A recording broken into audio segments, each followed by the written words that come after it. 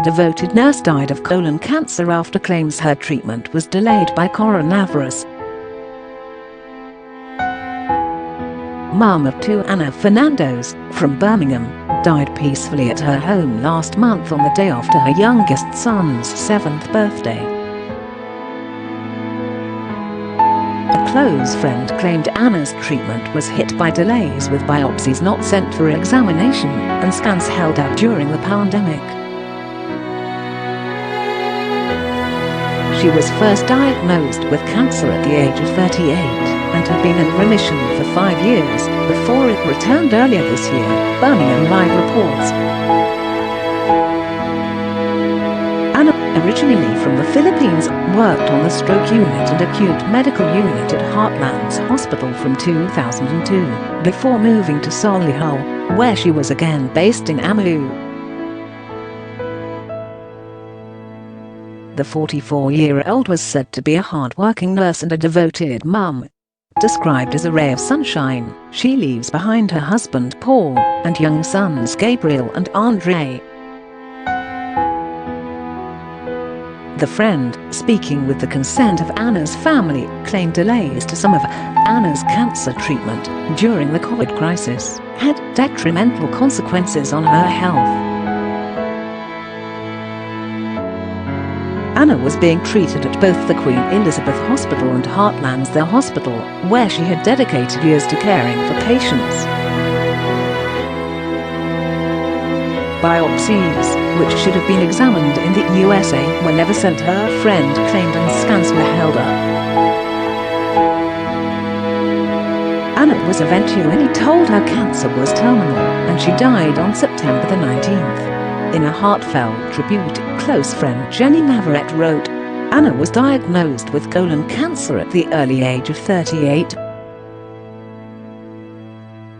Armed with a strong faith in God and surrounded by supportive family and friends, she braved the battle and had been in remission for 5 years. Sadly, it recurred early this year. Since the world has been plagued with COVID-19, delays in some of her treatment had detrimental consequences. She died on September the 19th, the day after her youngest son Andre's birthday. She died peacefully at home in the presence of her family and very close friends. The friends, who were both overseas nurses, met while working at Heartlands Hospital. Jennie added, being hard-working and thorough, topped with her speed, made her the kind of colleague anyone would look forward to work with every shift. There was never a dull moment working with her. Her presence made the workload light. She gladly did her job, no moaning or groaning, even when the going got tough.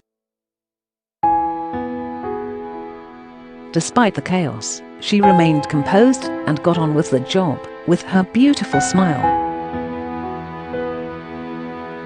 She was a ray of sunshine, a friendly, witty, kind and caring soul. She leaves behind her husband Paul and 2 young children, Gabriel, aged 13 and Andre, aged 7. She was a very caring wife, a doting mum. Her house was always meticulously clean, her boys always looked smart.